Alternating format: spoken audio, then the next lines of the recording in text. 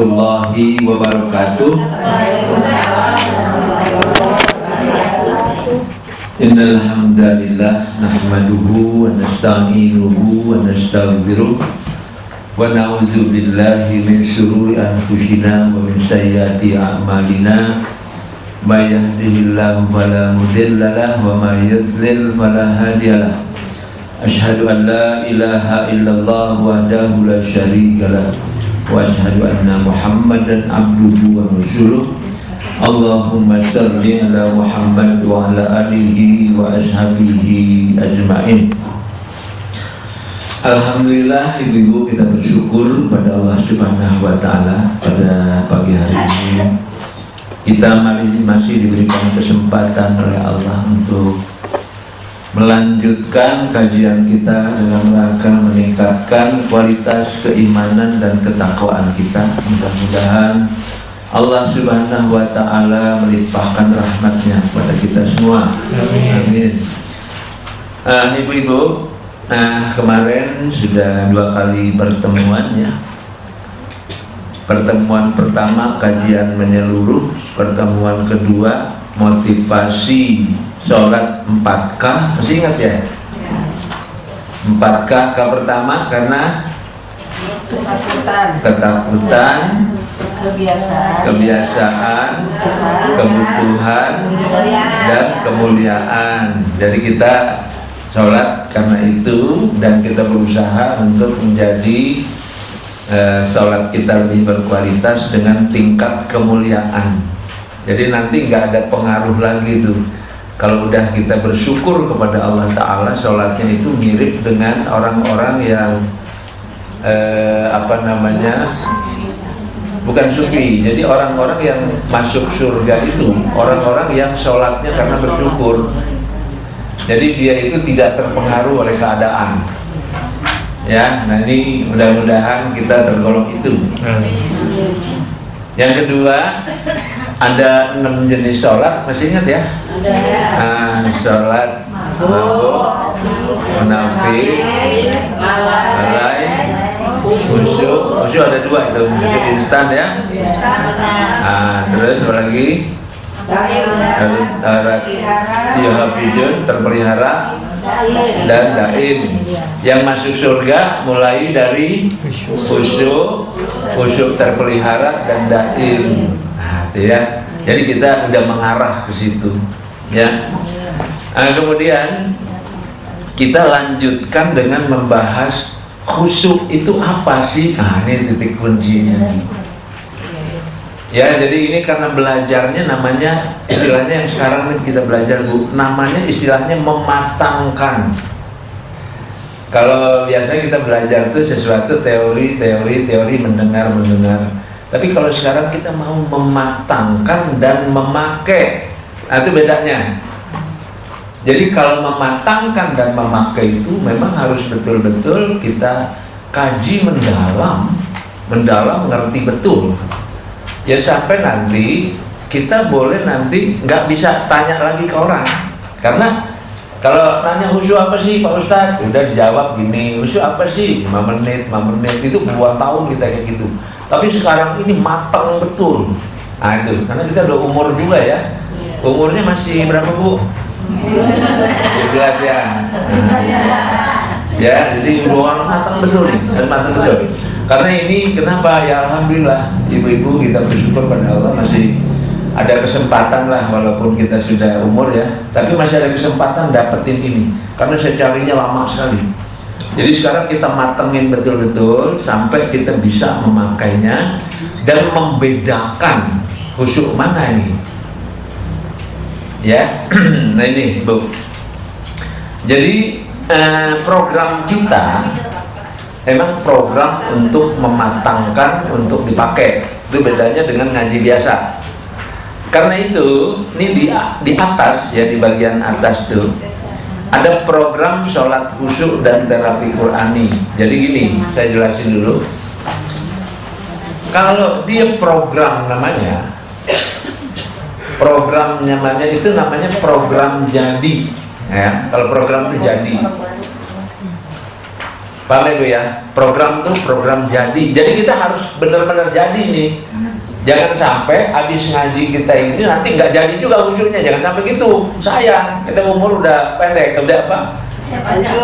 Udah panjang ya, kepanjangan udah ya. Ya, saya. Ya, jadi itu program jadi. Jadi benar-benar setelah kita ngaji ini benar-benar nantinya jadi khusyuk yang sebetulnya. Jadi bukan asal ngaji. Ya. Paham Ibu ya? Nah, itu yang penting tuh, karena ngaji kan berterus-terusan. Sekarang yang jadi yang kita mau. Jadi tahapannya, nah program itu tahapan awalnya seperti gini. Awalnya hanya mendengar ceramah pengajian biasa untuk cari pahala, awalnya gitu. Kita berawal ngaji begitu. Kemudian ingin belajar sholat khusyuk dan terapi Qurani. Nah, ingin belajar kayak sekarang baru ingin nih, baru mulai. Terus kemudian nanti serius berlatih. Tuh bedanya itu. Ya, bedanya ini ada serius berlatih. Setelah ini ada serius berlatih. Kalau dia nggak serius berlatih nggak akan jadi. Jadi itu rumusnya, ya. Nah, lama kelamaan menikmati indahnya khusyuk. Nah, harus sampai di sini, ya. Setelah itu memperjuangkan sampai akhir hayat. Jadi khusyuk diperjuangkan, nggak berhenti sampai mati. Tuh gitu tuh bedanya nih ngaji kita nih, ya.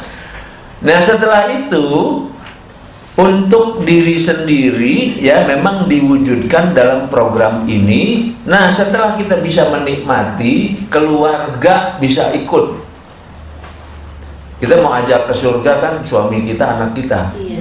Diperjuangkan tuh nanti. Tapi nanti berjuang pada diri dulu, ya. Ya baru nanti pada diri, keluarga, baru orang lain. Jadi ini programnya gini. Nah kalau sekarang kan baru dengar untuk cari pahala, ada yang gitu kali.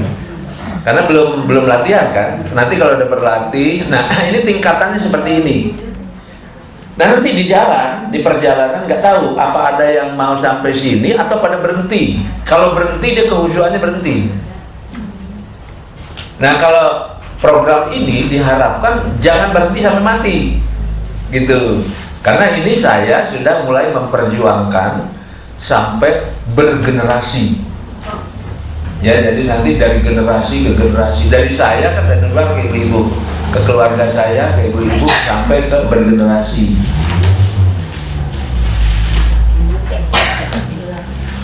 Ya, paham ya, ibu ya? Nah gitu, paham ya. Jadi ini pengajian yang sudah spesifik untuk dipraktekkan, ya. Nah sekarang kita sudah mulai masuk membahas tentang khusyuk. Ya, sekarang khusyuk. Nah, ini yang bertanya-tanya yang lama sekali. Nah sekarang ibu-ibu sudah belum pernah dengar istilah khusyuk sejak kapan? Ya? Sudah lama. Dia lamanya sejak kapan? Dari kecil ya? Dari sekolah udah dengar khusyuk itu ya? Nah, cuman denger doang ya? Tidak mengenal sholat aja. Gitu. Masuk ke dalam aja sini Bu. Ya? Barisan depan yuk.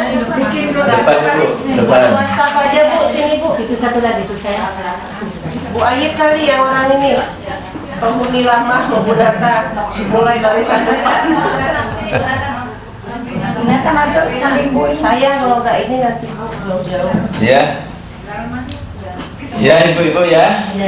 Ya, jadi kita lanjutkan. Sejak kapan dengar kata khusyuk ini? Sejak belajar sholat. Sejak belajar sholat. Umur 6 tahun udah sholat kita ya. Jadi belum ya.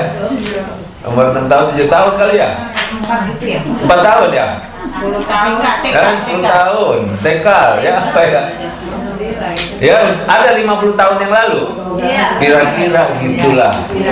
Ya kira-kira. Bayangkan tuh. Kita dengar kata khusyuk itu udah 50 tahun yang lalu. Sampai sekarang udah matang khusyuknya berarti ya. Nah, gitu ya. Udah matang. Ya, nah ini persoalannya Ibu. Kenapa terus terang saja saya juga sama seperti itu. Saya melakukan pencarian sampai sedemikian lama. Itu juga memang bingung, nggak ada yang ngajarin secara matang. Itu masalah memang. Bahkan saya, waktu saya sering ke Malaysia dulu itu jamaah saya tuh dari Al-Azhar Kairo, dari Arab Saudi, itu gelarnya ada yang LC, ada yang doktor, ada itu belajar sholat subuh ini. Itu heran kita juga itu, karena memang tidak ada yang matang. Dia juga bingung, sampai dia bilang, Pak Lukman, saya tuh ngajar sholat subuh udah dari dulu katanya.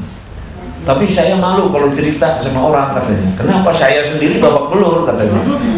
Ini benar sih, dia cerita karena dia sama-sama dakwah kita ya, jadi nggak malu. Tapi kalau cerita sama jamaah nggak mau kan? Iya. Nanti gimana bapak sendiri nggak usah kok ngajarin kita gitu kan?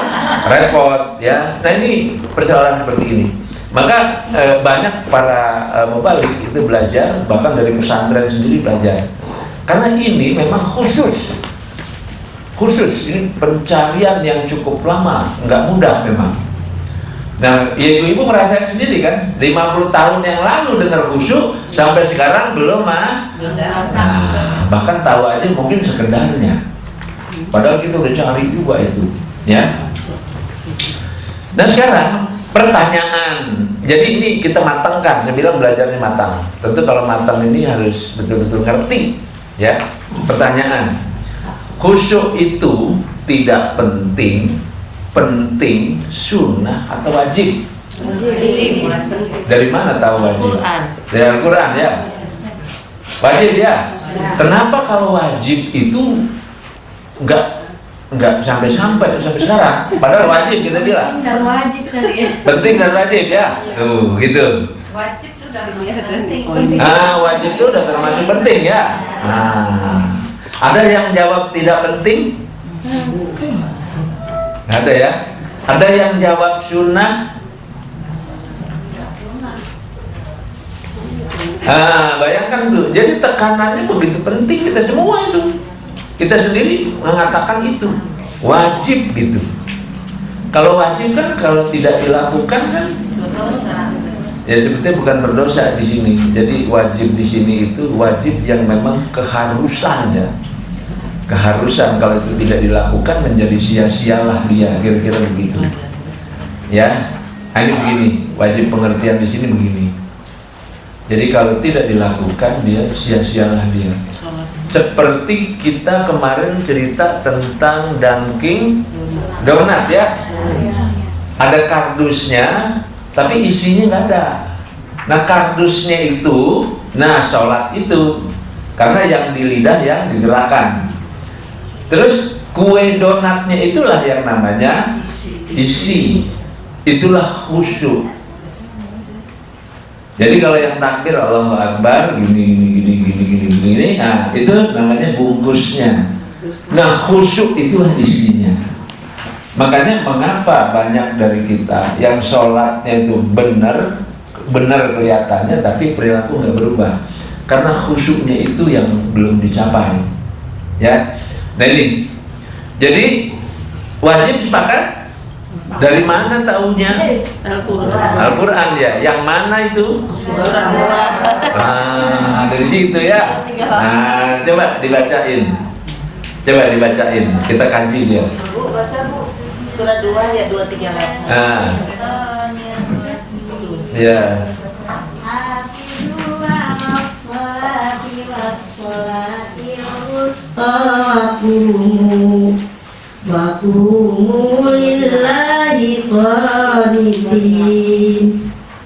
Peliharalah segala sholatmu dan peliharalah sholat wusta.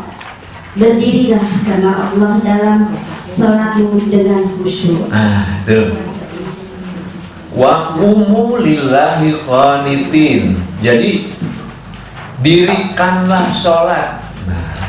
Kan sama aqimis sholata. Ya dirikanlah sholat. Wa qumu juga sama, berdirilah. Dirikanlah sholat dengan khusyuk. Nah itu kan sama dengan perintah sholat itu. Jadi yang sebetulnya yang disuruh itu sholat khusyuk, ya sesuai dengan jenis sholat kemarin. Yang diminta tuh sholat yang khusyuk, maka jatuhnya adalah wajib bagi kita untuk memperjuangkan. Nah, memperjuangkan khusyuk dalam sholat itu. Jadi ini beda. Kalau sunnah kan boleh, ya boleh tidak, apalagi tidak penting. Nah, tapi kalau khusyuk harus diperjuangkan. Sekarang kalau nanya kepada anak-anak, anak-anak udah sholat belum? Gak gitu ya? Nah, jadi tanya nggak? Pernah nanya nggak? Sudah khusyuk belum sholatnya? Nggak pernah ya? Nah, itu nggak pernah syukur-syukur kita. Begitu juga, kita nggak pernah tanya diri kita kan? Udah sholat, saya udah sholat asar sudah. Tanya, sudah khusyuk belum sholatnya? Asar itu kan nggak pernah kita tanya tuh. Gitu. Nah jadi begitu pentingnya ibu-ibu khusyuk itu, maka di Al-Quran hampir sama kalimatnya itu ya. Dirikanlah sholat dengan khusyuk itu tegas. Ada 6 jenis sholat yang khusyuk itu yang diambil. Nah gini, ya.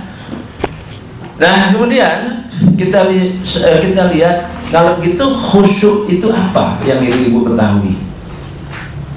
Yang pernah dengar? Pikiran tidak kemana-mana. Apalagi fokus. Bacaan harus ngerti. Paham isinya. Apalagi khusyuk itu apa? Enggak dengar apa-apa ya?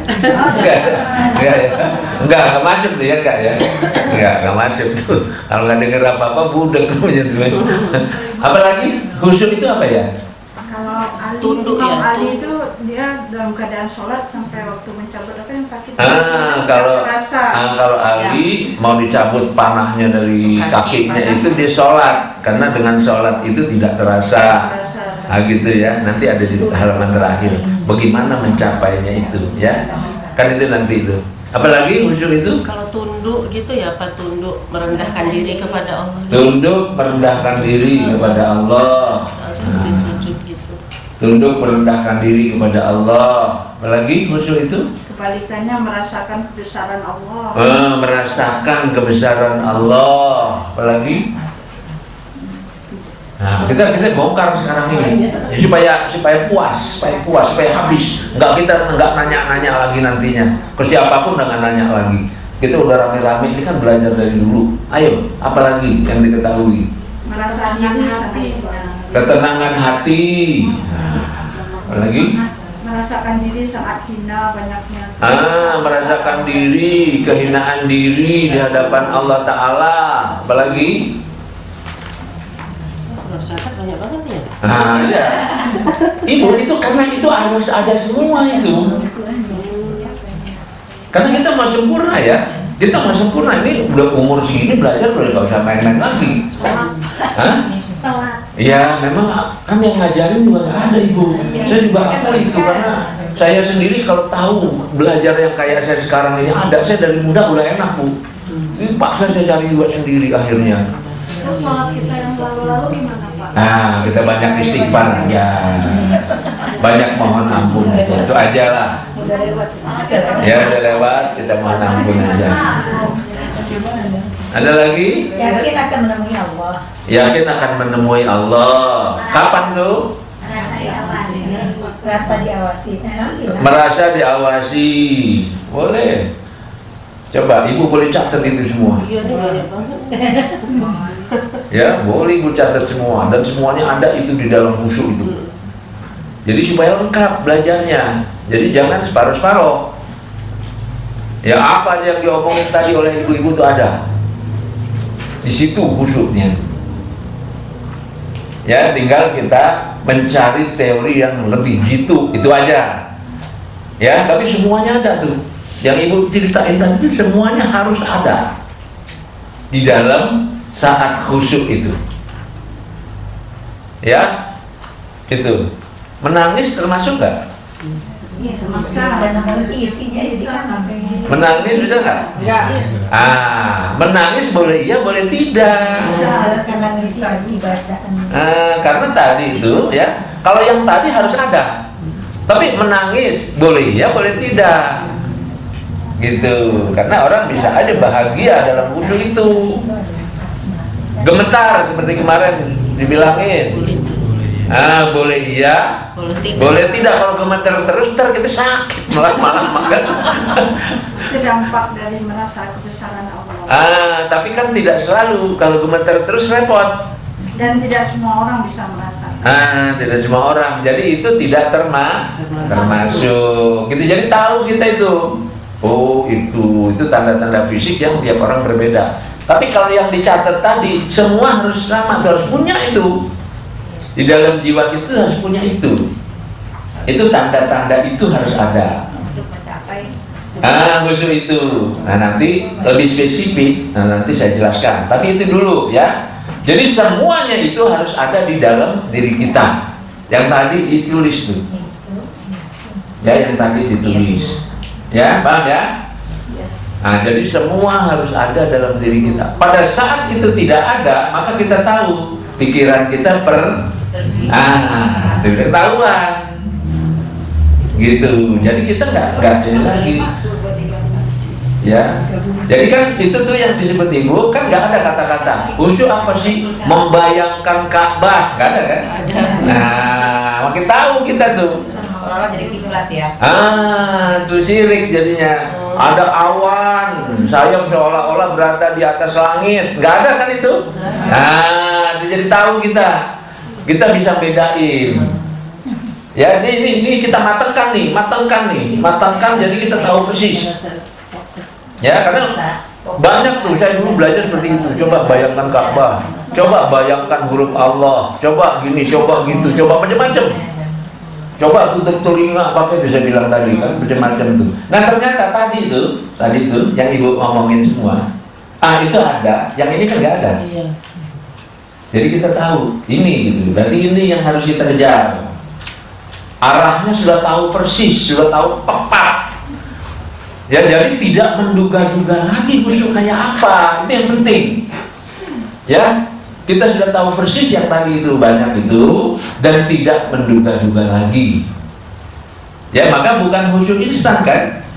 Nah, paham ya? Ini mantengin dulu ibu, karena ibu akan mendidik anak-anak nanti, supaya dia juga akan bingung juga anak-anak tuh kalau nggak ada yang ngajarin. Ya, suami juga bingung ibu ini, sampai sekarang dia masih bingung nih.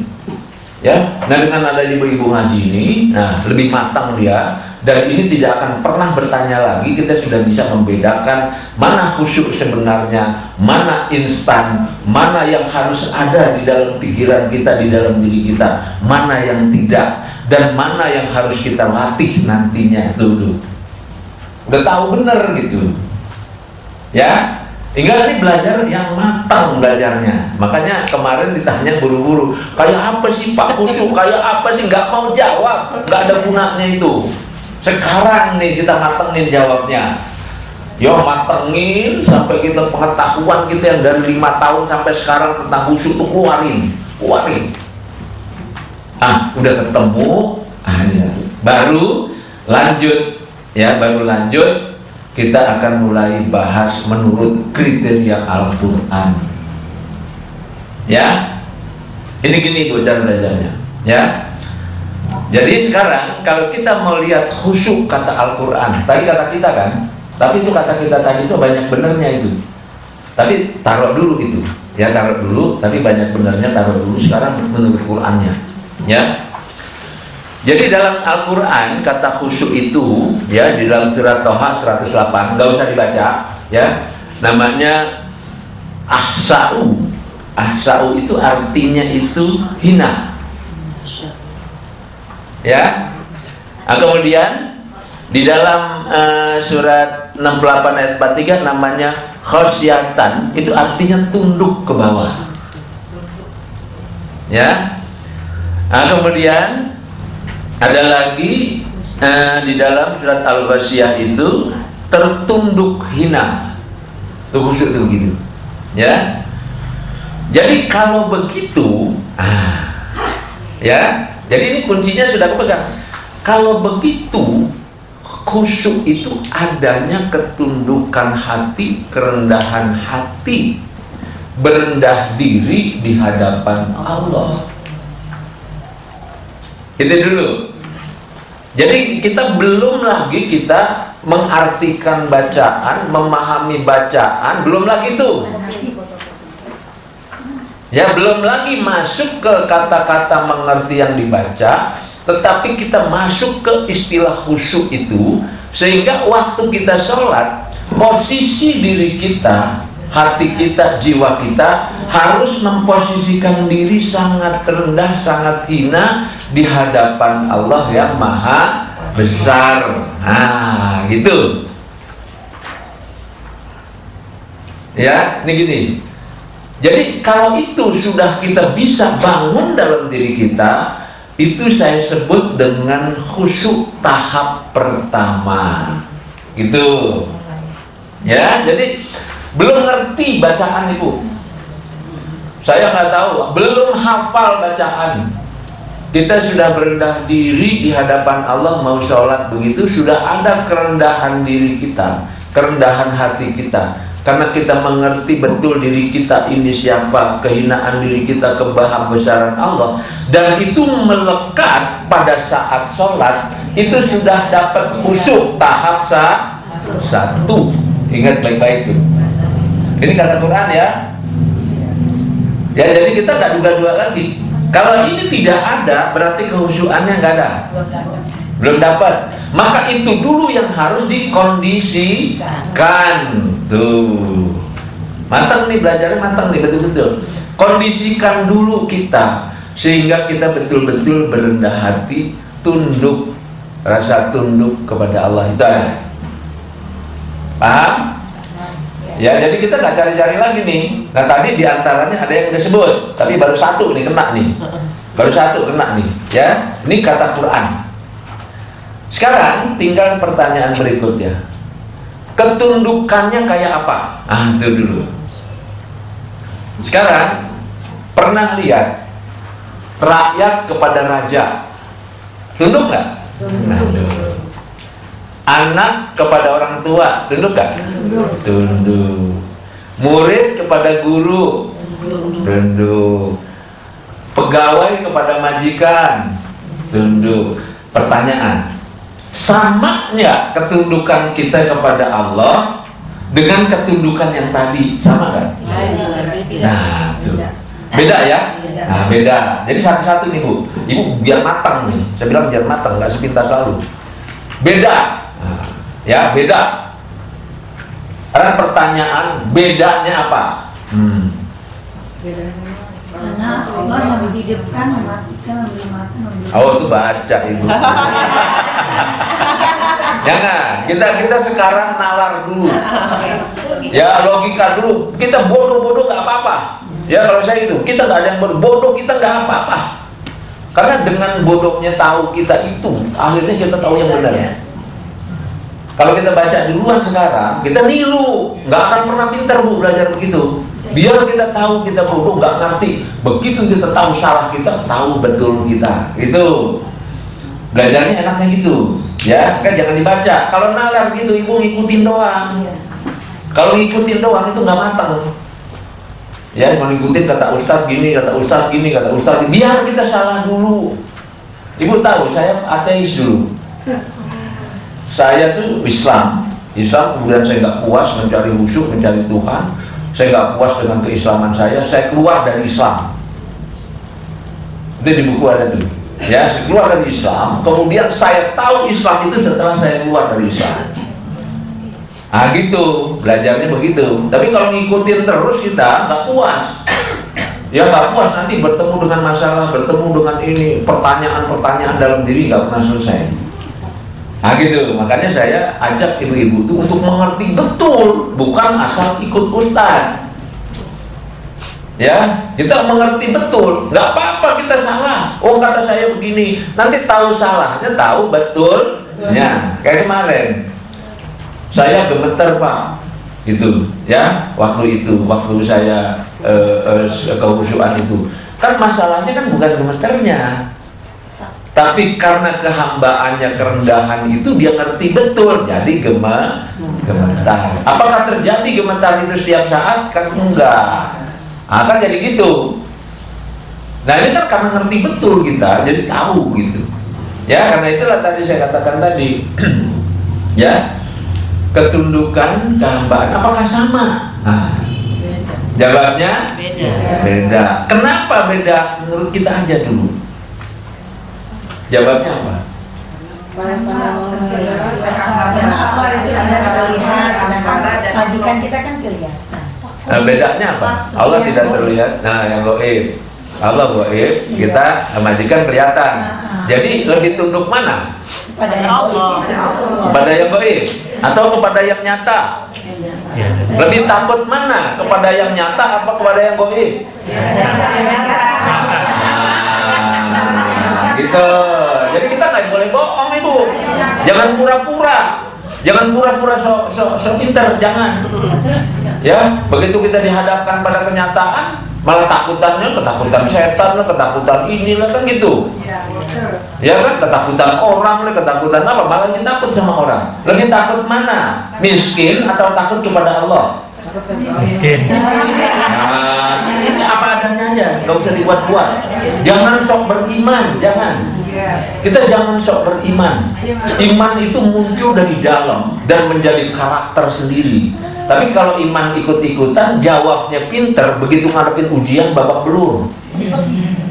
Ujian kemiskinan, gelisah, resah, padahal ngaji terus. Gitu, ada sakit dikit udah ngeluh, padahal ngaji terus. Nah itu namanya kayak gitu. Ya tapi sekarang enggak, kita harus betul-betul diri saya ini seperti ini. Gitu. Kita harus jujur kalau ini, jujur. Belajarnya begitu. Ya. Nah jadi ini ketundukan seperti apa dan apa bedanya. Nah, ya. Sekarang kita lihat. Coba kita misalnya kita ketundukan kita sebagai rakyat kepada raja. Sekarang kita tanya, kita tunduk kepada raja, tapi si raja ini nentuin rezeki kita nggak? Enggak. Berarti tunduknya tunduk begitu doang kan? Sekarang si raja ini nentuin kematian kita nggak? Enggak.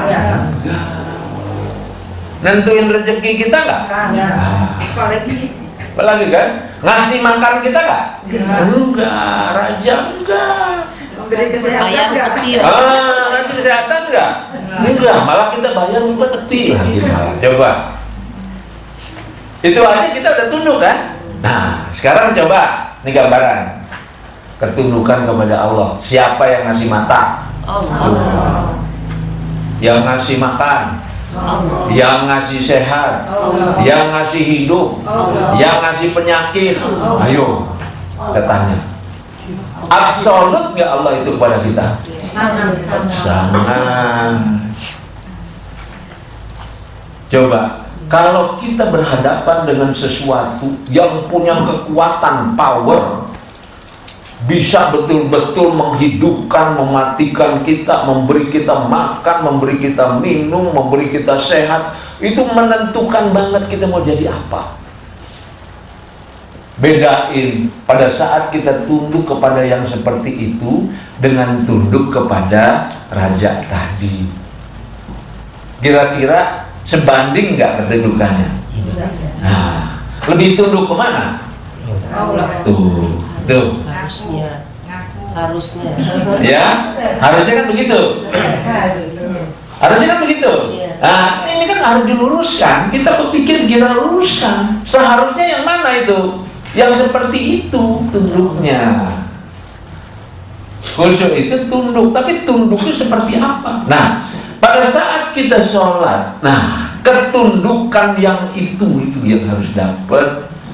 Makanya begitu sujud kita, itu jiwa kita betul-betul mengakui, ya Allah, Engkau adalah Tuhan yang punya peran absolut pada diri saya. Betul-betul semua ditentukan oleh Engkau. nikmat yang begini banyak kalau dicabut bagaimana kira-kira? Begitu. Nah, ini kesadaran ini, keinsafan ini yang membuat khusyuk itu jadi betul. Nah, gitu. Ya, jadi saya nambahin lagi nih, ini dikuatin, dimatangin nih. Jadi nanti waktu kita sholat praktek, cari yang ini dulu. Ibu bangun kesadaran diri, ingat-ingat, ya Allah, betul ya Allah. Saya ini diberi makan, diberi ini, diberi sehat ya Allah. Engkau menentukan hidup saya, mati saya, sakit saya, apa saja. Betul-betul absolut ya Allah Engkau pada saya ini. Gak ada sesuatu yang seperti itu kedudukannya di hadapan kita, kecuali Engkau ya Allah betul-betul menentukan betul hidup saya. Maka saya ini adalah makhluk yang lemah sekali. La haula wa la quwwata illa billah. Dapatkan itu. Paham ya? Ini mesti matang betul nih belajar ini, jangan tanggung-tanggung. Kita udah umur. Ya, dapatkan kesadaran yang itu. Nah, dapatkan keyakinan yang itu. Ya, sekali lagi saya katakan, dapatkan keinsafan yang itu. Ya, makanya nih kan nggak bisa nanya sambil lalu ya, nggak bisa, dimatengin dulu, mesti ngerti betul. Dapatkan itu. Ya, dimulainya dari mana? Bagaimana Allah mengajarkan itu selain dari Al-Quran? Pernah dengar nggak azan? Iya. Allahu Akbar, jawabnya apa? Allahu Akbar. Artinya betul-betul sesuatu yang sangat berkuasa. Ya, maha besar segalanya, sangat berkuasa gitu ya. Tuh. Terus disebut lagi pada saat hayya 'ala shalah, jawabnya apa? Nah, la haula wala quwwata illa billah. Pada saat azan itu udah dituntun ke khusyuk. Azan. Ya. Kalau kita mau menghayati betul itu, dan harus begitu kan, wajib kan? Dan sekarang itu dibentuk, diingat-ingat, diulang-ulang, diulang-ulang. Ini bukan main-main, Bu, karena nanti dilatih. Ya, nanti dilatih. Ya, jadi azan sudah menuntun kita untuk khusyuk yang sebenarnya, bukan instan. Kalau instan kan suami mau kawin lagi, nah khusyuk. Kawinnya nggak jadi, khusyuknya gitu kan. Ya kan gitu ya. Kalau ini kan enggak, selamanya nih. Kita yang membentuk diri kita dengan azan itu udah ada arah tuh. Ini khusyuk nih. Sekarang pertanyaannya, kalau kita khusyuk itu tumbuhnya pada saat sholat atau sebelum sholat? Tahu, sebelum sholat. Ya, dari mulai azan itu kan diingatkan, dipanggil, kata-katanya kan dipanggil untuk sholat. Ini bahasa fikih namanya, bahasa fikih. Kalau bahasa kekhusyuan itu diingatkan kemahabesaran Allah, diingatkan ketidakberdayaan diri, supaya kita mengingat itu dan menyesuaikan diri untuk khusyuk. Ya, karena ini bahasanya bahasa isi. Kalau kue itu kuenya sekarang ini. Ya, kalau kemarin kan bungkusnya. Jadi ibu-ibu bungkusnya sudah keren. Ya, udah pakai jilbab, udah ngaji terus, udah sholat terus. Ya, pokoknya bungkusnya udah keren lah. Tinggal isinya. Nah, kita isi itu sekarang nih, khusyuknya. Udah enak. Orang nggak ada bungkusnya aja orang tuh. Ya, kan isinya udah ada. Kalau isinya nggak ada kan sayang. Justru yang penting isinya doang, isinya dulu kan. Nah, sekarang ibu-ibu udah bimbingan dari Allah Ta'ala, udah rajin ngaji, udah tinggal sekarang isinya dulu. Ya, nah isinya kehusuan ini. Nah, itu mulai. Berarti sebelum sholat sudah khusyuk. Ya, ini tahap pertama yang harus diperjuangkan. Ini diperjuangkan ibu, saya juga kan nggak mudah juga itu. Lagi kerja, lagi apa, lupa begitu. Allahu Akbar itu harus saya putar lagi tuh di otakku kemahabesaran Allah. Saya ingat lagi Allah benar maha besar. Saya ingat, kadang-kadang 5 menit tuh, kadang-kadang nggak mudah juga tuh, lupa. Ya kadang-kadang susah juga tuh. Nah, saya nanti diingat lagi, nanti dilatih tuh.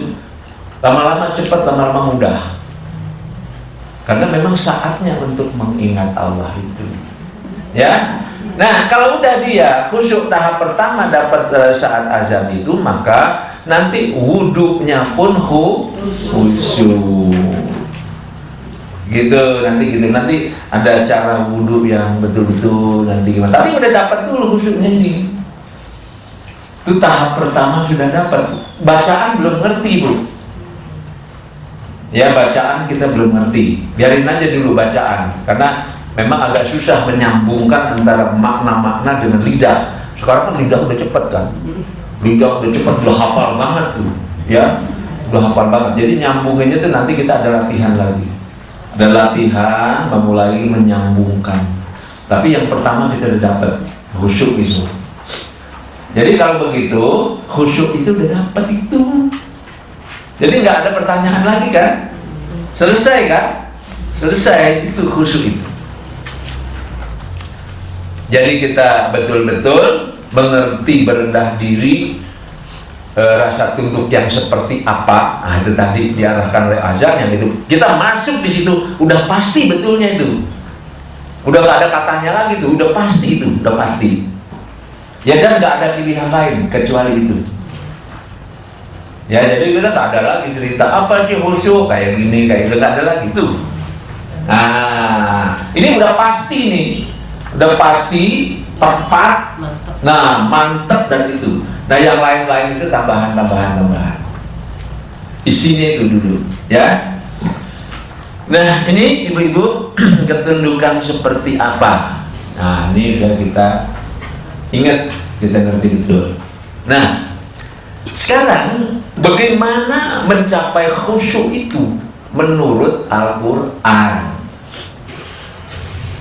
Dan definisi yang lebih lengkap menurut Al-Quran. Tadi udah ada perintah khusyuk, ya, menjadi wajib. Apa itu khusyuk? Berbasis Quran jelas. Sekarang mencapainya bagaimana sehingga betul-betul sampai menurut Qurannya gimana? Nah, ini kita lihat. Surat 2 ayat 45-46. Boleh tolong dibacain.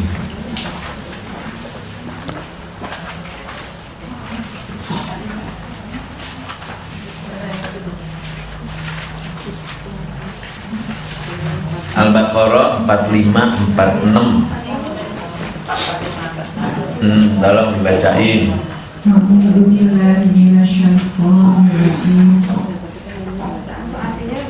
Boleh, artinya boleh. Dan mohonlah pertolongan kepada Allah dengan sabar dan salat.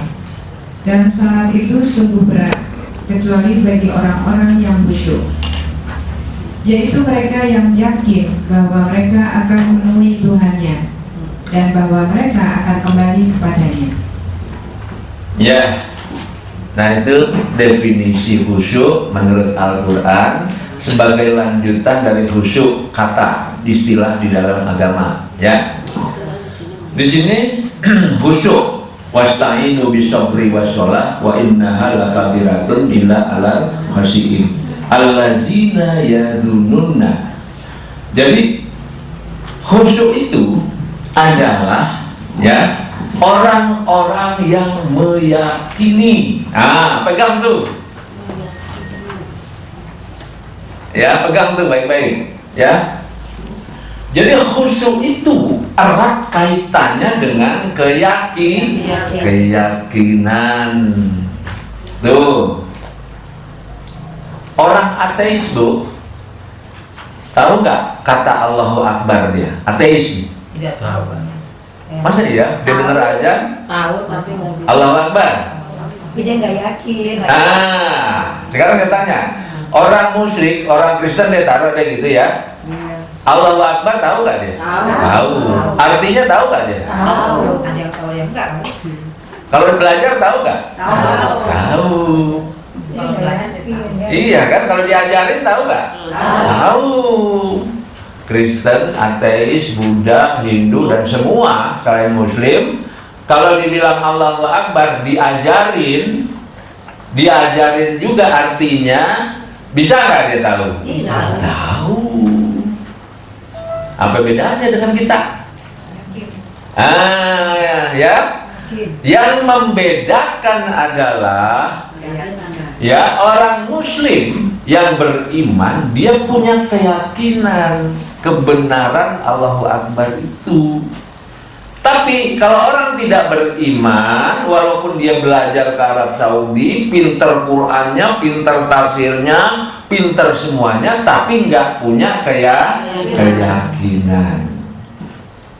Ingat ini, makanya khusyuk itu berkaitan dengan keyakinan, bukan soal arti. Karena katanya, ya orang-orang non Muslim gitu gampangnya, diajarin Bismillahirrahmanirrahim, dikasih tahu artinya, tahu nggak dia? Tahu.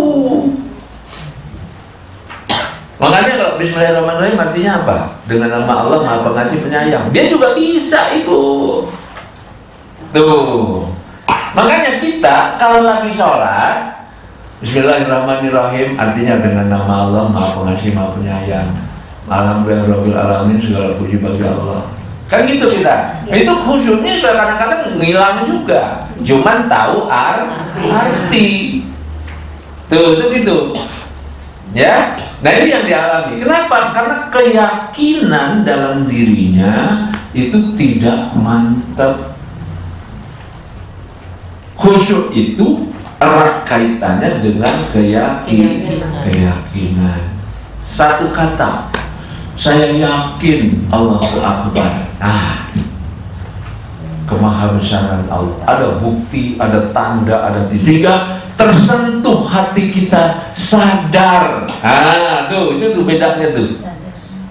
Insaf, yakin, tuh, itu bedanya. Nah, kalau tersentuh kesadaran, keinsafan, keyakinan, maka kita tahu diri kita di hadapan Allah, maka tersentuhlah itu kesujud kita, tunduk kita, rendah hati, rendah diri.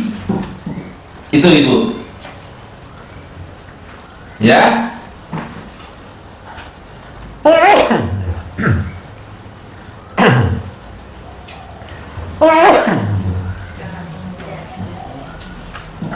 Ya, ini Ibu ya. Ingat ya, ini dimatangin dulu nih. Jadi jangan tanggung-tanggung. Ya, jangan tanggung-tanggung. Jangan pengen buru-buru, jangan. Nggak ada gunanya juga. Kita udah 50 tahun nggak dapat.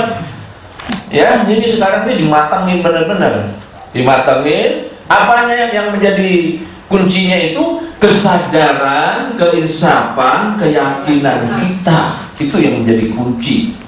Makanya allazina yadununna, yaitu orang-orang yang meyakini. Dia punya keyakinan. Keyakinan apa? Diawali dengan kesadaran. Keinsafan menjadi sebuah keyakinan. Nah, baru dari keyakinan, kesadaran, keinsafan itu baru ada rasa tunduk. Ini khusyuk nih. Ya. Ini khusyuk nih begini. Keadaannya begini. Menurut Quran udah jelas ini. Ya. Nah, ini dimatangin betul-betul. Nanti kita mengarahkan diri kita ke sini. Udah jelas itu. Tinggal kita ngulang aja seperti ini. Ya, udah jelas itu. Ya. Sekarang kita tanya, apakah orang bisa yakin begitu saja kepada Allah tanpa belajar? Tidak bisa. Nah, tanyalah begitu. Apakah tiba-tiba orang itu langsung yakin aja kepada Allah tanpa belajar? Tidak. Nah, itu yang mesti ditanya. Berarti yakin itu memerlukan proses belajar. Ya, ingat baik-baik nih, proses belajar. Dalam Al-Quran disebutkan mencapai keyakinan itu 3. Ya. Yang pertama yang disebut dengan ilmu yakin. Ya, apa itu ilmu yakin? Keyakinan karena belajar, karena tahu, baru tak yakin, tapi baru tahu. Kata Quran gini, yakin kepada Quran baru tak tahu. Tuh gitu tuh. Kenapa kamu begini? Yakin saya. Yakin apa? Kata Quran gitu, atau kata Ustaz. Kalau kata Quran pasti benar. Kalau kata Ustaz belum tentu benar. Maka nanti mesti cek dulu ya. Tuh, kata Quran begitu. Saya yakin ini namanya ilmu yakin. Kemudian dari ilmu yakin itu meningkat lagi, tambah. Namanya ainul yakin. Ya, contohnya misalnya kita bilang Allahu Akbar, Allahu Akbar. Kenapa sih disebut Allahu Akbar? Allah Maha Besar. Apa yang Maha Besar itu? Karena Allah menciptakan. Menciptakan apa? Menciptakan alam semesta. Benar nggak alam semesta itu besar? Benar. Lihat. Nah, lihat sama kita. Bagaimana alam semesta ini yang begitu hebat? Nah, baca ilmu bumi, baca ilmu baca. Iya, bumi tergantung begini dan berputar, nggak ada yang muterin, kau bisa putar sendiri. Itu misalnya, kayak gini kayak gitu dan seterusnya. Nah, ini luar biasa, berarti memang Allah itu Maha Besar. Nah, itu kesadaran bertambah. Ini namanya ainul yakin. Ada perenungan yang membangun kesadaran itu sehingga keyakinan bertambah kuat. Ya, ini proses belajar. Setelah itu, setelah ainul yakin masuk ke hakul yakin. Ya, hakul yakin itu apa? Bener-bener mantep. Mantap atau mantap? Tak tergoyahkan. Ini harus bagaimana belajarnya? Dengan pengalaman hidup. Ya, katanya rezeki dari Allah. Katanya, kata Quran. Terus lihat-lihat betul kata Quran. Satu saat kita ngalamin paceklik. Terus kemudian kita ada sesuatu pengalaman hidup. Gak ada yang bisa nolong lagi, tiba-tiba ada pertolongan dari Allah dan kita menjadi mantap yakin. Nah, itu pengalaman. Ya, punya pengalaman gitu nggak pernah nggak? Biasanya kita pada mantap yakin nih Allah tolong kita. Gitu, yakin. Nah, ini namanya hakul yakin. Biasanya hakul yakin itu tidak tergoyahkan lagi. Biasanya gitu. Dia orangnya sudah mantap, nggak bimbang lagi, nggak ada keraguan sedikit pun. Nah, ini gini, hakul yakin tuh. Nah, orang yang punya tingkat hakul yakin, ya,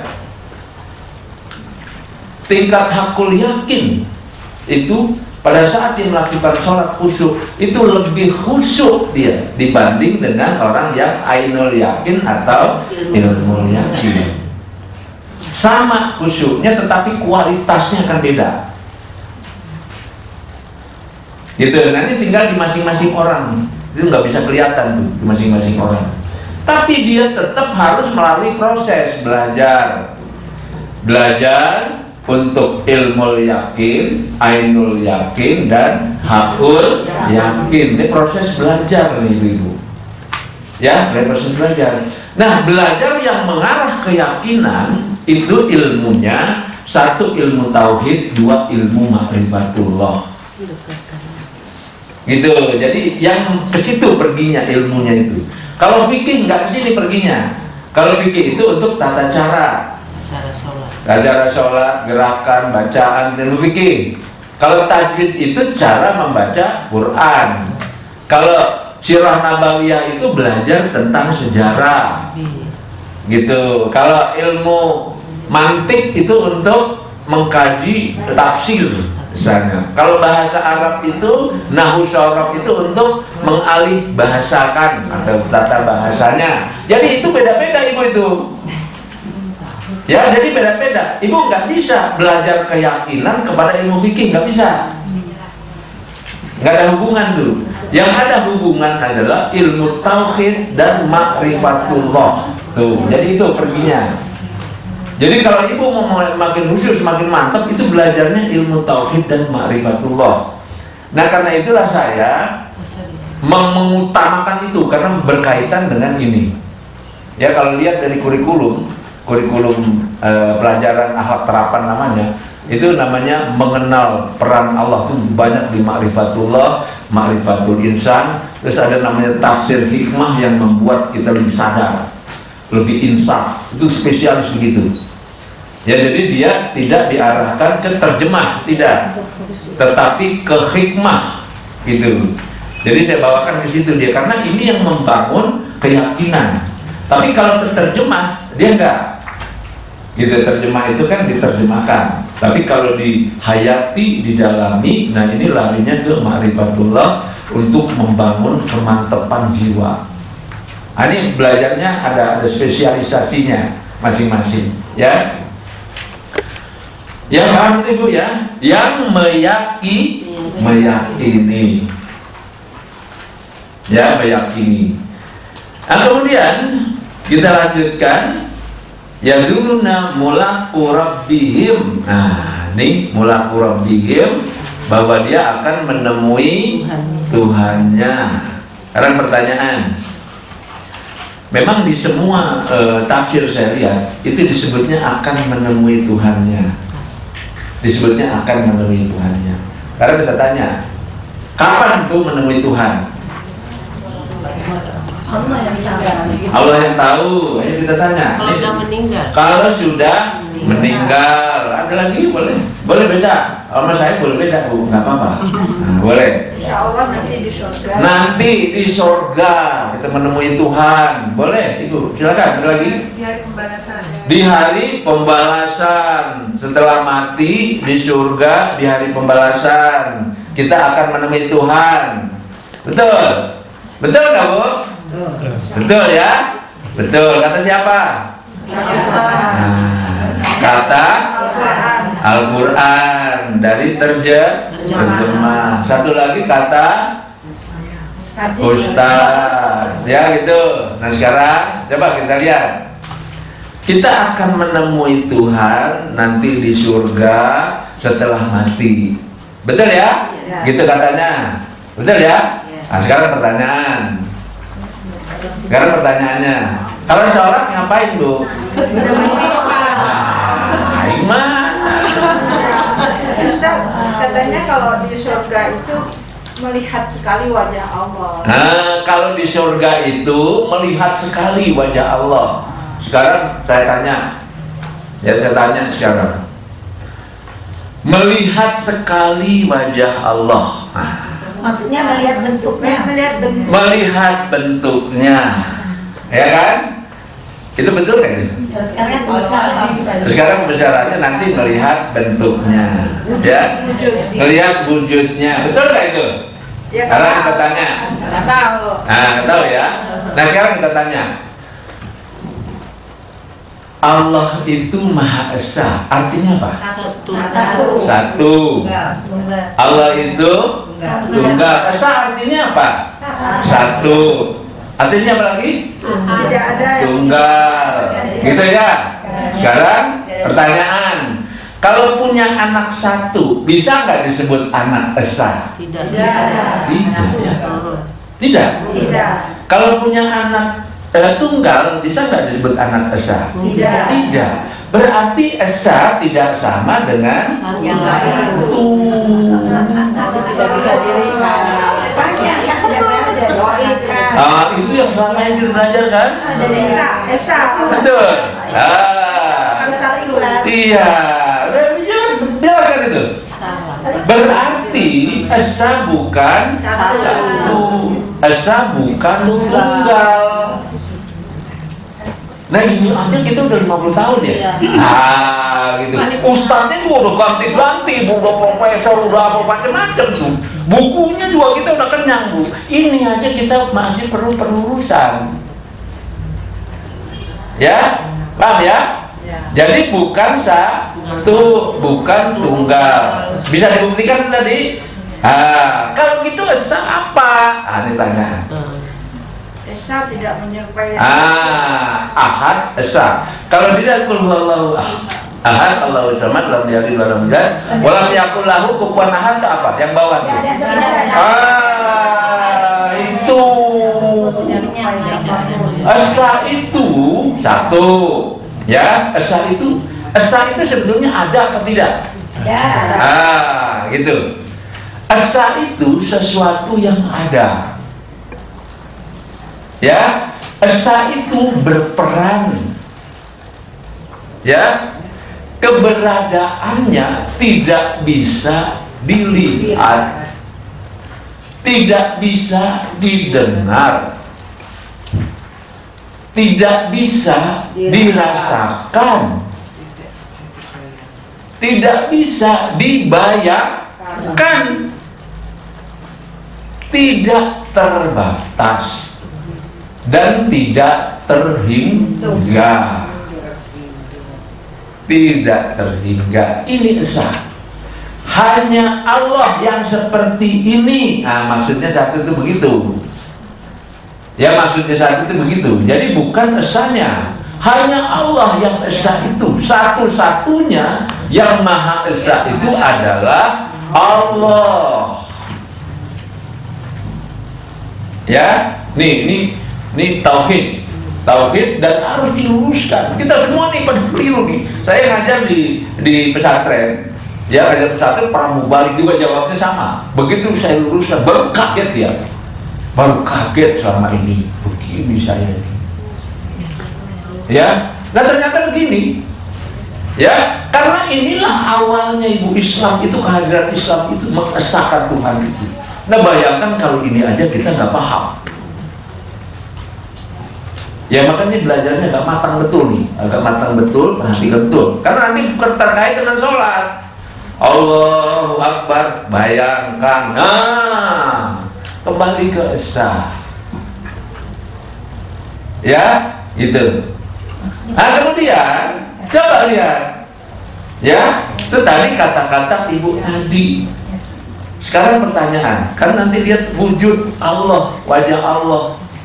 Sekarang pertanyaan, Allah sekarang esa, di akhirat esa nggak? Bisa. Berubah nggak kesaannya?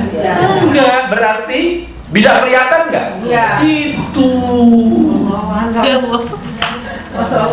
Dengan keadaan yang hidup sekarang ini mungkin nggak, tapi kan nanti kita nggak. Iya, sekarang mau diapakan? Bisa dilihat.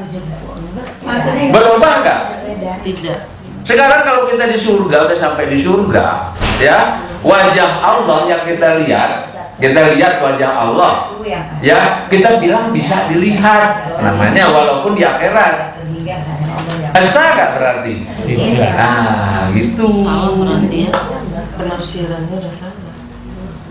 Iya, coba kita betul-betul belajar betul-betul. Ya ini juga saya jelaskan ke, ini juga nggak dibantah Bu, ini orang-orang profesor, orang-orang dokter. Saya jelasin ini baru ngeh Bu. Bukan kita biasa aja, bukan. Karena itu nggak pernah diteliti. Kita bertemu ya. Karena disebut bertemu kawamu dan akan. Terus ada istilah wajah Allah. Sekarang ada di dalam Al-Quran itu ada yang namanya ayat-ayat mutasabihat. Terus ada kata-kata kiasan, gitu banyak sekali. Sekarang saya tanya, mata hati itu apa? Mata hati itu apa? Betul ada matanya ke hati itu? Nah itu loh, ini. Itu udah kayak gini nih. Saya melihat dengan mata hati, apa artinya tuh? perasaan dia melihat. Ada matanya ke hati. Gitu. Ini contoh Ibu. Di Al-Quran tuh banyak yang seperti itu. ya kiasan-kiasan, tapi yang diarahkan kita ngerti. Nah, ini kenapa keesaan Allah ini perlu betul-betul, karena itu tadi, keesaan Allah tidak akan berubah walaupun di akhirat. Cuman dia hakikat perjumpaan itu apa? Makanya saya tanya, ya ini yang saya tanya sekarang. Kalau di akhirat jumpa, kalau lagi sholat ngapain? Sekarang pertanyaan lagi, Allah tuh sekarang ada nggak? Ada. Ya, di akhirat ada nggak? Ada. Sama nggak Allah di akhirat dengan yang di sini? Ayo, sama nggak? Sama. Nggak berubah. Ayo. Sekarang saya tanya, Allah melihat kita nggak sekarang? Melihat. Yakin nggak? Kalau udah yakin jumpa nggak? Kalau tidak yakin, enggak jumpa. Itu gitu. Ya ini hati-hati banget, mesti hati-hati banget ini. Karena ini intinya ini, kehusuan itu ada di sini. Ya intinya ini. Jadi Allah itu, ya betul-betul kita merasa perjumpaan dengan Allah. Kalau kita merasakan hakul yakin bahwa benar Allah melihat saya sekarang, berasa nggak kita berjumpa? Berasa, cuman perjumpaannya dia tidak bisa dilihat, dia tidak bisa dirasakan, dia tidak bisa dibayangkan. Nah itu, tapi dia benar-benar menyaksikan kita, maka disebut ihsan. Nah, pengertiannya di sini akan, ya, meyakini akan perjumpaan itu artinya dia akan datang merasakan berjumpa kalau sudah keyakinan itu bagus di dalam diri, baru dia akan jumpa. Begitu maksudnya. Gitu. Ya. Jadi kalau dibilang jumpa wajah Allah di hari akhirat, nah kalau kita kaji dengan ilmu tauhid, maka itu jadi salah dia. Karena kita bayangkan nanti melihat wajah, itu nggak cocok dengan ilmu tauhid kita.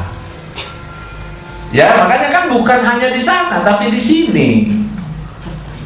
Gitu. Makanya orang-orang yang tingkat keyakinan bagus, kekhusyuannya pun bagus. Gitu. Ya ini pelan-pelan Bu belajarnya. Ya belajar pelan-pelan, dimatengin, karena kita udah umur segini Bu. Ya umur 50 tahun kita belajar nggak nemu ini kan baru ya, baru belajar baru nih ya, baru supaya apa? Tidak tersesat di dalam pemahaman, gitu maksudnya. Ya dari S saja tadi kita udah bingung kan, terus berjumpa dengan Allah udah bingung lagi. Dan itu di mana-mana seperti itu. Bayangkan gitu, bagaimana kita mencapai khusyuk secara benar kalau ini aja kita nggak betul. Gitu, ya, paham Ibu? Nah makanya walaupun ditanya kemarin, Pak pokoknya contohnya gimana khusyuk, nggak bisa itu. Bukan itu akarnya dulu, kita kaji dari akarnya. Ya, terus dah sholat khusyuk, padahal kita udah ketemu tadi. Sebelum sholat pun sudah khusyuk. Khusyuk itu apa? Sudah jelas semua. Gitu. Jadi dimatengin belajar, karena ibu-ibu harus mengajarkan yang betul. Ya nanti ibu mengajarkan anak yang betul seperti ini. Ya, karena kita juga harus adakan pembelajaran yang perbaikan lah di sana sini. Banyak sekali perbaikan yang harus kita lakukan. Ya dan akhirnya tanpa disadari saya sudah mengajari para profesor doktor yang dari Arab Saudi. Itu tanpa disadari. Kenapa? Karena mereka kan mengikuti dari yang kata-kata ustadz yang dulu. Sedangkan kita ini sekarang belajar dengan betul-betul kita cari sendiri gitu. Jadi ternyata bisa berbagi dengan itu. Ya. Nah ini Ibu. Dan ini boleh dibantah. Kalau saya gitu. Boleh dibantah. Ya, kalau saya boleh dibantah. Kalau Ustadz kan takut ibu-ibu bantah. Kalau saya enggak. Kalau saya boleh Bu, boleh. Karena kebenaran itu tidak akan pernah bisa terbantahkan. kebenaran itu tidak akan pernah bisa terbantahkan. Gitu. Pasti kalah yang bantahnya itu, gitu. Tapi kalau benar dia, nah karena itulah saya buka, kalau bantah nggak apa-apa, pikirkan untuk membantah, nggak apa-apa. Tapi kan makin lama makin susah juga kita pikirin yang ini aja kita nggak bisa kan, gitu ya. Ini paham ya? Nah ini coba dianukan, dimatangkan lagi sehingga kita paham betul, ya. Nah jadi perjumpaan dengan Allah hakikatnya adalah di hakul yakin. Ya, di proses keyakinan itu. Seseorang yang merasa berjumpa dengan Allah Ta'ala, kalau dia sudah sampai tingkat hakul yakin, maka dia tidak jauh dengan Allah Ta'ala, merasa dekat. Dia betul-betul yakin betul Allah itu melihat saat sholat. Yakin betul Allah memahami kita saat sholat. Yakin betul, kita tahu betul siapa Allah yang maha besar itu. Dia hidup, dia ngurus kita, nah gitu. Maka kalau orang udah punya ini Bu, itu hatinya nggak gentar, nggak goyah. Dia merasa terus-terus bersama Allah. Ada dia kena musibah, dia merasa betul hikmah dari Allah Ta'ala. Dia dapat rezeki, dia bersyukur betul ini dari Allah Ta'ala, gitu. Dia berhadapan dengan keadaan apapun, dia terasa betul Allah itu dekat, terasa Allah itu sayang, terasa Allah itu memperhatikan. Nah ini namanya daimun. Nah gitu. Ya karena sholat ini daimun kemarin ya, dimanapun terasa sholat. Ya kalau kita lagi sholat terasa di mall, ya kan gitu. Ah nanti kita waktu di mall terasa seperti sholat, karena merasa Allah itu dimanapun kita berada. Ini kalau udah hakul ya yakin. Nah ini gini, makanya kemarin kaitannya kenapa saya jelaskan sholat duluan, baru masuk ke khusyuk. Ya, jadi kita matangkan dulu pelajaran kita. Ya, paham Ibu? Yang penting paham ini, karena ini nggak mudah ini mesti benar-benar. Kalau dibaca aja begini, dibaca doang, nggak ngerti kita, nggak bakal bisa. Ibu kasih ke orang lain suruh baca, nggak bisa Bu tuh. Nggak nyambung. Apa? Nggak nyambung ya? Nggak nyambung, kasih nih, nggak bakal nyambung dia. Nah makanya bersyukurlah ibu hadir. Makanya saya bilang jangan nggak hadir, karena beda. Buku sudah ada, tapi penjelasan jauh lebih matang. Ya, nah ini. Nah baru setelah dapat penjelasan, baru ibu baca tuh mateng, baru mantep dia. Ya makanya jangan dibaca dulu dari sekarang. Ya ntar pulang baru baca lagi. Ya. Nih sampai dengan halaman 1. Sekarang buka halaman 2. Jangan buka. Jangan buka. Nanti ikut-ikutan lagi, ya. Biar saya aja yang buka. Ibu nanti pulangnya aja buka. Belum nyampe. Ya, belum nyampe nanti buka juga, ya. Sekarang bagaimana caranya mencapai keyakinan itu? Tadi ada proses, ya. Ilmu yakin, ainul yakin, hakul yakin. Bagaimana caranya itu? Nah, nih. Satu, ya, yang dibangkitkan dalam diri kita adalah kesadaran dan keinsafan. Itu dulu, ya, itu dulu dibangkitkan. Terus yang kedua namanya tafakkur. Nah, itu Al-Quran dulu tuh. Afala taqilun, afala tatafakkarun, afala yubsirun. Banyak sekali itu menyuruh kita berpikir, tafakkur. Itu caranya itu. Makanya prosesnya ilmu yakin, proses belajar. Jadi perintah Quran ini Bu, mencapai keyakinan itu. Ya supaya apa? Supaya paham. Nah kayak sekarang nih prosesnya tafakur nih. Terus sekarang nih kan paham kan? Ini tafakur, menggunakan pikiran, mendengarkan, menganalisa, memikirkan. Nah, tafakur namanya. Ya. Nah terus yang kemudian yang kedua adalah tadabbur. Tadabbur itu merenungkan, menghayati dari apa yang sudah difahami. Nah, afala yatadabbarunal Qur'an, itu dalam surat Muhammad. Itu perintahnya begitu. Ya. Nah, jadi prosesnya ini tadabbur. Ya. Terus satu lagi adalah tumakninah. Tumakninah itu kalau belajar tenang Ibu. Tenang, pikirannya tenang supaya meresap. Kalau pikirannya, aduh ini mau belajar lagi, ini mau ini lagi, gemerungsungan, apa namanya?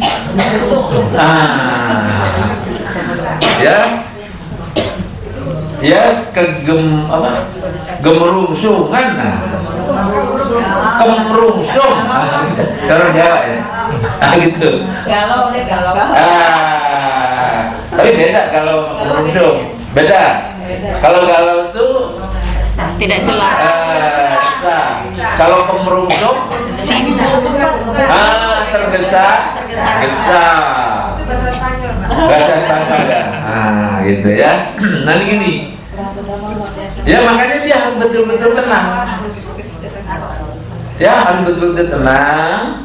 Karena inilah dia akan dipakai untuk meningkatkan keyakinan gitu. Ya, makanya konsepnya sholat khusyuk dengan metode 3T: tumakninah, tafakkur, tadabbur. Ini urutannya begini. Jadi kita tahu betul itu begitu. Ya, jadi dengan tenang kita belajar, kita berpikir dengan jernih, paham, kemudian kita merenungi, menghayati supaya meresapi apa yang dipelajari, begitu. Karena ini mencapai khusyuk, keyakinan, adanya kesadaran tumbuh. Ya, ini gini Bu. Jadi ini betul-betul kita mencapai kehusyuan itu teratur, ngerti betul ilmunya. Ya, bukan asal tebak-tebak begitu, dan basisnya juga Al-Quran.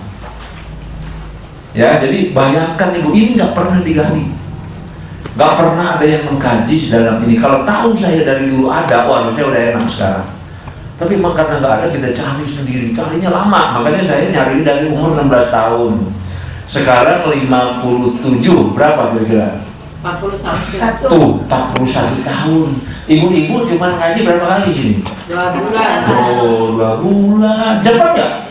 Benar, itu masih sekali kan. Ya mikir lagi, udah diarahkan sedemikian rupa, matang udah, terima matang. Coba, ya, terima matang. Jadi ini 2 bulan itu, ya, cuma 8 kali pertemuan, ya. Ini kalau matang nih, cuman ini nanti prakteknya bisa nggak? Karena ini aja, ini kan belum latihan kita, ini aja masih belum nih. Ya, nah, karena harus matang. Kalau nggak matang dia nggak bagus hasilnya. Ya, matang. Nah sekarang tafakkur, tadabbur. Nah jadi metodenya ini metode ini digali dari Al-Quran dan Sunnah. Karena nanti ada prakteknya nanti, ya nanti ada prakteknya. Ya. Nah kemudian kita lihat lagi, ini masih dikit lagi, ya. Nanti berikutnya apa itu latihan? Nah berikutnya ini. Cuman ini waktunya udah habis, ini aja masih belum matang ya, belum ada latihan. Ya. Sekarang ini kita percepat saja, ini dikit lagi waktunya. Sholat khusyuk, sholat itu ngapain sih? Nah pertanyaan, sholat ngapain? Berbicara dengan Allah. Berbicara dengan Allah. Sholat apa ngapain? Mengingat Allah. Sholat ngapain? Bertemu Allah. Sholat ngapain? Membesarkan nama Allah. Membesarkan nama Allah. Sholat ngapain? Minta ampun. Sholat ngapain? Memenuhi perintah Allah. Sholat ngapain? Berdoa kepada Allah. Sholat ngapain? Sholat ngapain? Kewajiban. Ya kewajiban, tapi ngapain sekarang? Sholat tuh ngapain di situ gitu? Memuja, memuji, mengagungkan Allah. Ya, ada berdoa, ada memuja, ada memuji. Intinya adalah ngapain di situ? Ingat Allah. Intinya itu, bukan ingat Mall, udah ketahuan tuh. Ya, gimana? Sholat ingat kerjaan, betul nggak? Iya. Sholat ingat pekerjaan, betul nggak? Salah itu. Ya salah lah. Karena niatnya mengingat Allah. Sholat itu untuk mengingat Allah. Jadi ingatan itu jangan dipakai ke yang lain tuh. Kalau sekarang Sholat ingat penderitaan. ini ya gitu. Karena kita punya ingatan kan satu-satunya. Kalau kita lagi nyuci, ingat cucian kan? Ya, tuh. Kalau kita lagi ngurus anak, ingat anak sekitarnya. Kalau lagi sholat, apa yang diingat? Allah. Jangan yang lain. Tuh, kan cuma berapa menit? 10 menit, 20 menit. Kalau yang ingat yang lain kan seharian. Ya kan? Gitu. Lah iya, sekarang kita luruskan nih. Kita luruskan nih. Ya betul nggak itu perintah Allah seperti itu? Coba lihat surat At-Toha ayat 14. Coba lihat. Ya, Toha surat 20 ayat 14. Coba lihat, ngapain sholat itu?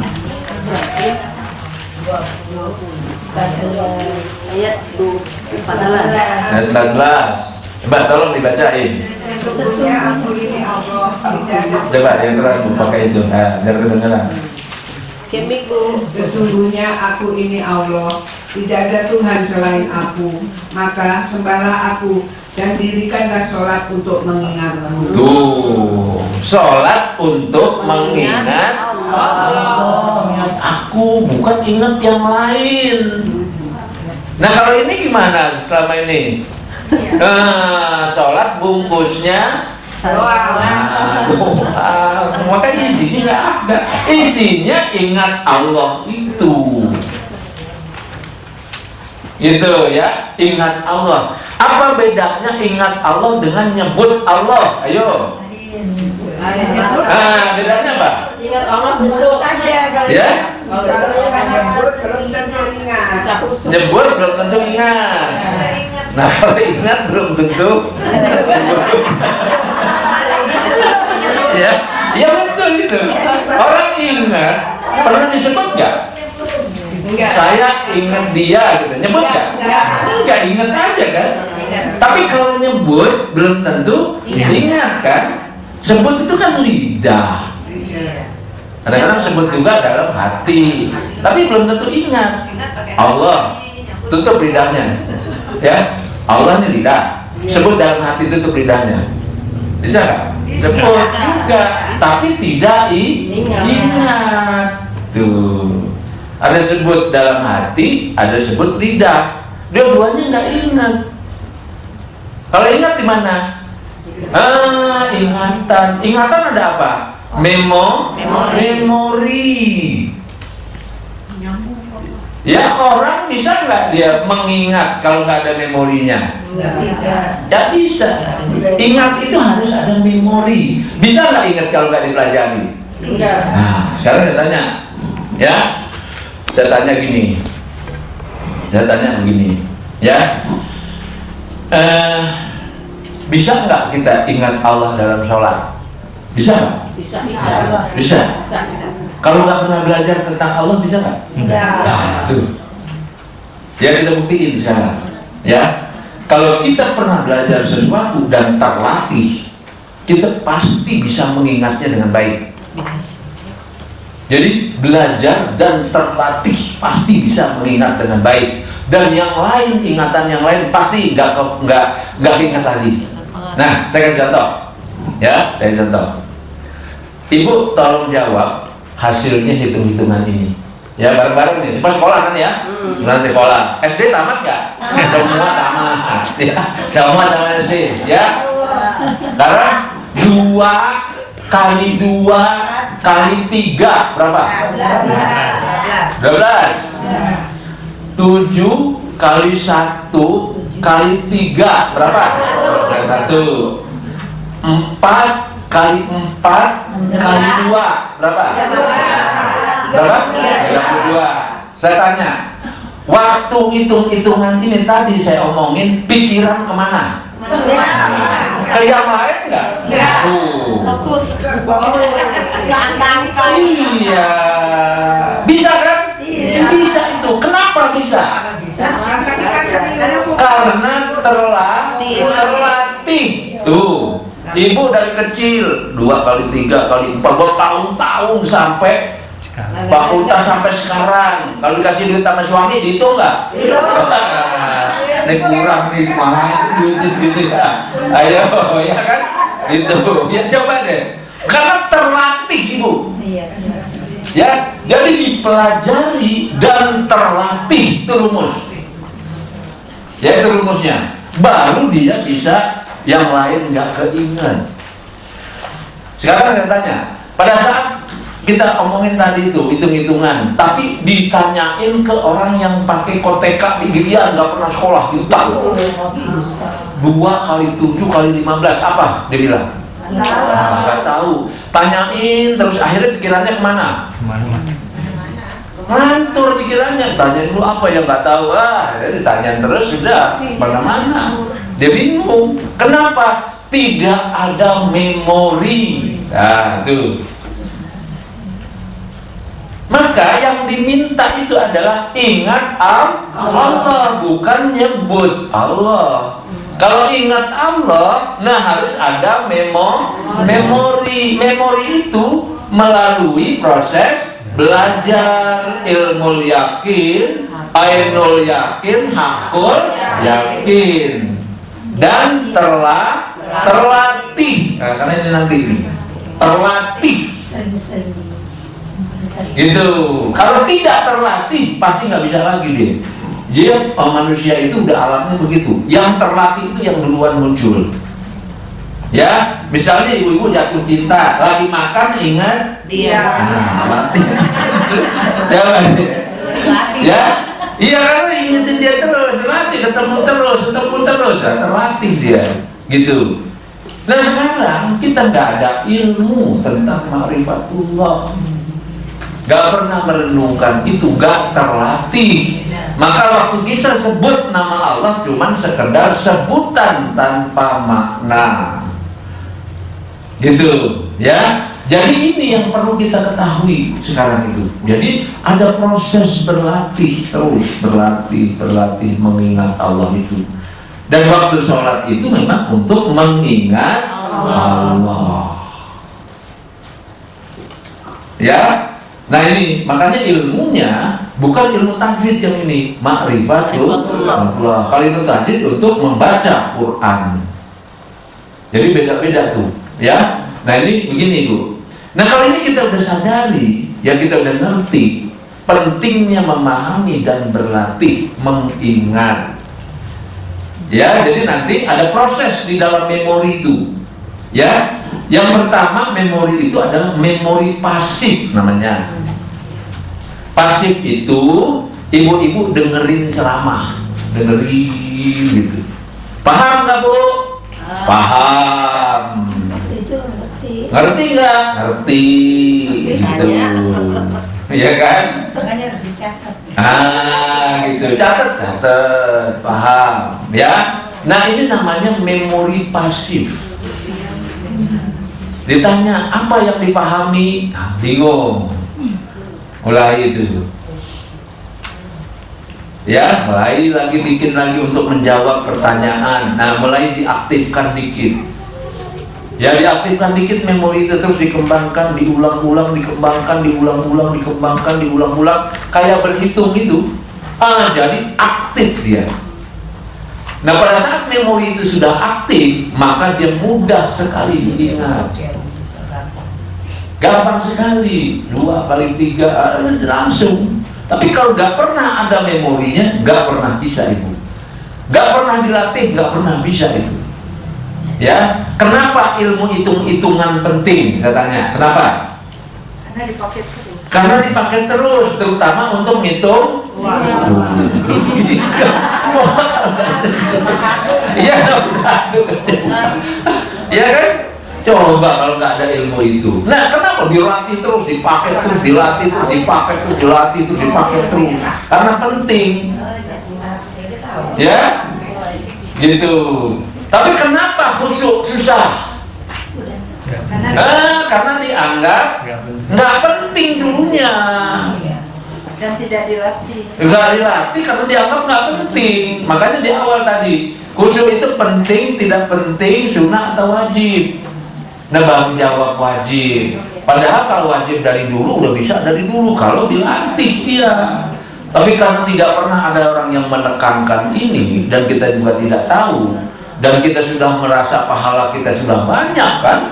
Sholat di Arab Saudi, di Mekah, di Masjidil Haram berapa? 100.000 kali, di Madinah sekian, udah hitung aja pahala kita. Jadi kita terlena. Gitu. Dia nggak tahu yang sebenarnya di sini belum kita dapat.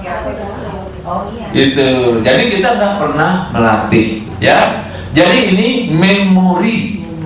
Nah, ini yang akan kita kembangkan nanti. Jadi tahu benar gitu. Oh, ini yang akan kita kembangkan memorinya. Ada namanya membuat memori. Nah, ini namanya membuat nih. Dengar-dengar memahami itu membuat memori. Ada namanya menyimpan memori. Nah, itu disimpan, ya. Ada yang namanya melatih memori. Diingat-ingat, diulang-ulang. Ada yang namanya mengakses memori. Jadi nanti kita kapan mau kita ingat, kita akses dia cepat. Gitu. Nanti gini. Nah, sehingga nanti waktu sholat khusyuk pun sama. Allahu Akbar, memorinya sudah ada, langsung hidup. Maka pikirannya kayak gitu tadi. Hanya Allah saja kita gini. Terus tadi kan ada kesadaran. Khusyuk itu ketundukan, ingat lagi siapa Allah, siapa saya. Itu diulang. Makanya sholat itu pengulangan terus, diulang aja masih lupa itu. Ya, diulang aja masih lupa. Apalagi nggak pernah diulang. Makanya aneh jadi waktu sholat pikiran kita ke mana-mana. Jadi ngapain itu? Gitu. Padahal sholat itu akhirnya sholat li zikri, untuk mengingat aku. Mengingat harus ada memori. Ma'rifatullah dihidupkan pada saat sholat. Nah, makanya belajar yang ilmu khusyuk yang sebenarnya tidak instan. Ya, tapi kalau ibu-ibu dari muda udah belajar ini, sekarang sudah ya. Tapi karena baru umur segini baru mulai, ya agak susah dikit. Tapi nanti kita punya generasi, Bu. Ya, kita punya generasi kan, punya anak kan, punya anak. Nanti anak kita yang kita didik.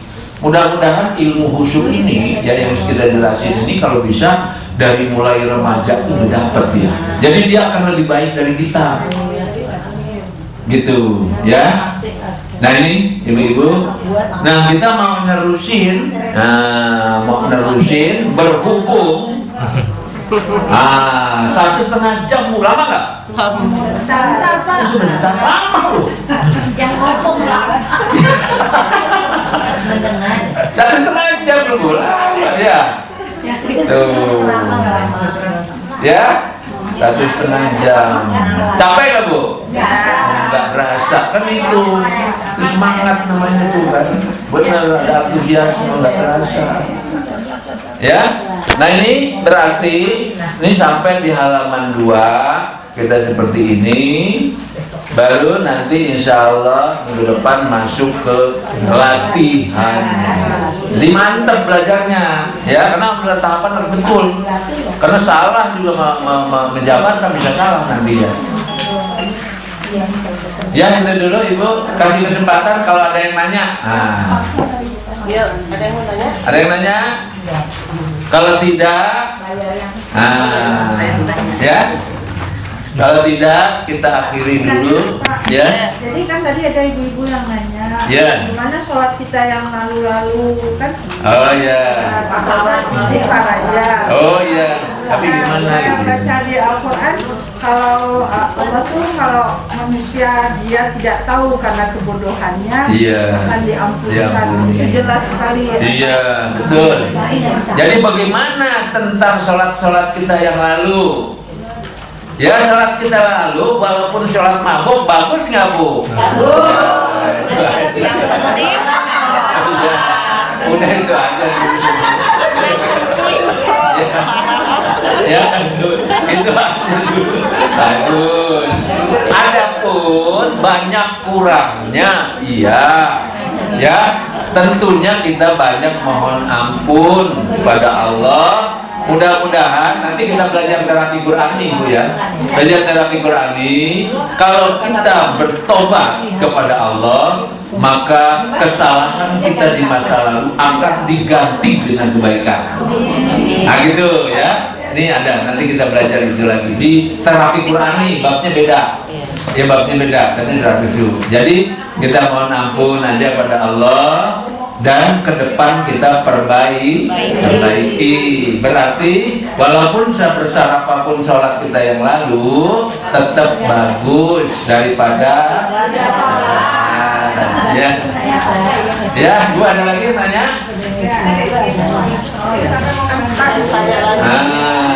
Ya. Kalau tidak ada, kita cukupkan ya. Saya dulu. Ya. Oh, kita udah khusyuk godaan setan, lalu ada jawabnya besok lah. Ya nanti lengkap tuh Bu. Nanti ada, jadi bertahap. Jadi ada tahapan-tahapan mencapai khusyuk dan berlatih.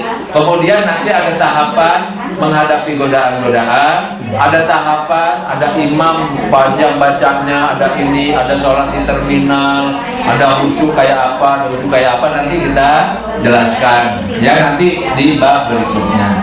Ya. Ya ibu-ibu, cuman itu aja. Dan cukup ya. Lebih kurangnya saya mohon maaf. Kita akhiri. Subhanakallahumma wa bihamdika asyhadu an la ilaha illa anta astaghfiruka wa atubu ilaik. Assalamualaikum warahmatullahi wabarakatuh.